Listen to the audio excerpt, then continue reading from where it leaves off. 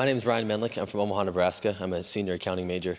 And my question, Mr. Gates, is I received an email a couple weeks back from you, and it said that if I forwarded it to 20 people, I'd get $10,000. I still haven't seen the money yet. How do you think you got to be number one on that list? Yeah, I get a lot of that spam email myself. My favorite was they offered to cover my legal costs for just $1 a month. So I'm trying to track those people down. No, but in all seriousness, when you were just beginning your career, what sort of things do you think made a big impact in your success? What habits did you develop, and kind of what sort of things could you pass on to us as younger people? I had one habit that I developed when I was at college that was actually a very bad habit, which was I like to show people that I didn't do any work and that I didn't go to classes and I didn't care. And then at the very last minute, like 2 days before the test, I'd get serious about it. And people thought that was funny. That was my positioning, the guy who did nothing until the last minute.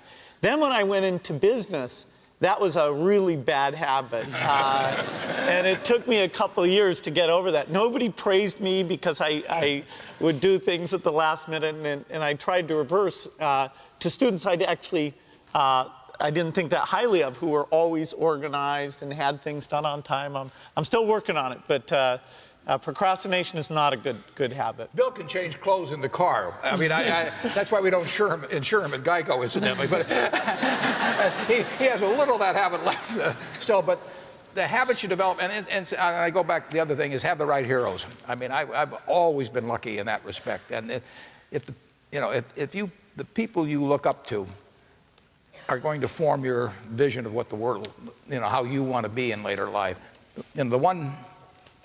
well, I'll give you 2 pieces of advice. I'd invest as much in myself as you can. I mean, you're your own biggest asset by far. I mean, you've got all kinds of potential. All the people in this room, you're lucky to be in this country, gotten a good education.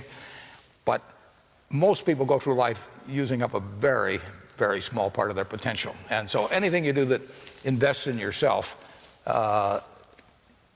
that's the best investment you can possibly make. And then I would follow my passion. I mean, whatever turns you on.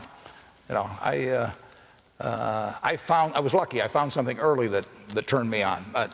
But you don't want to take a job just for the money.